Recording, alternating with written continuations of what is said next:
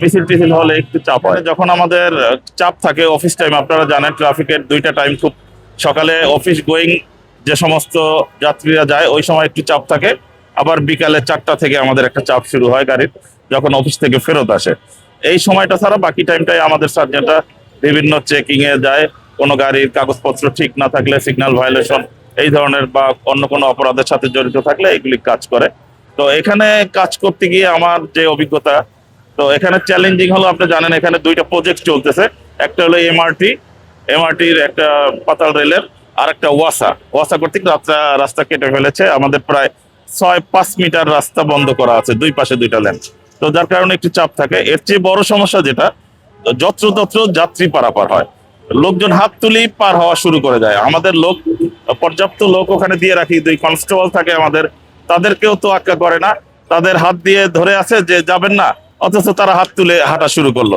যার কারণে গাড়ির স্বাভাবিক গতিটা আমরা পাচ্ছি না, যে যার কারণে একটু দীর্ঘ লাইন হয়। কিন্তু আমাদের যথেষ্ট অক্লান্ত পরিশ্রম করে আমাদের সার্জেন্ট, কনস্টেবল, টিএসআই যারা আছে রাস্তা সচল রাখে, যেটা আমাদের উপর অর্পিত দায়িত্ব, আমরা সঠিকভাবেই পালন করি। এখানে শুধু জনগণের দাবি, সাধারণ যারা পথচারী তাদেরও দাবি যে এখানে একটা ফুটওভার ব্রিজ, খুব দ্রুত একটা ফুটওভার ব্রিজ করা দরকার। আমরাও আমাদের চ্যানেল থেকে বলেছি বারবার, আপনারাও আশা করছি এটা তুলে ধরবেন।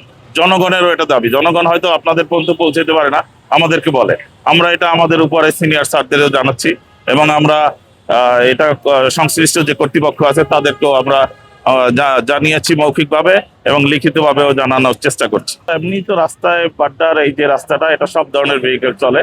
তো এর বাইরে যদি কোনো একটা মিছিল হয়, এটা সঙ্গত কারণে একটু গাড়ির প্রেশারটা বেড়ে যায়। ওইরকম কোনো যানজট হয় না, তবে গাড়ির প্রেশারটা একটু বাড়ে। যেখানে আমরা 10 মিনিটে ক্লিয়ার হতো, সেখানে হয়তো 15 মিনিট সময় লাগছে। আহামরি ওইরকম কোনো হয় না।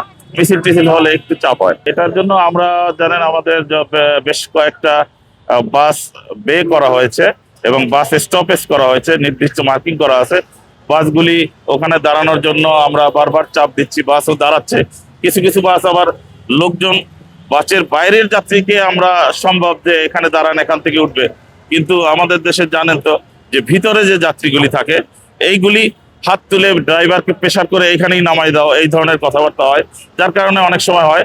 তো আমাদের লোকজন তৎপর, আমরা চেষ্টা করি এদেরকে সঠিক, যেটা কথা না শোনে সেটা আইনের আওতায় নিয়ে আসি আমরা।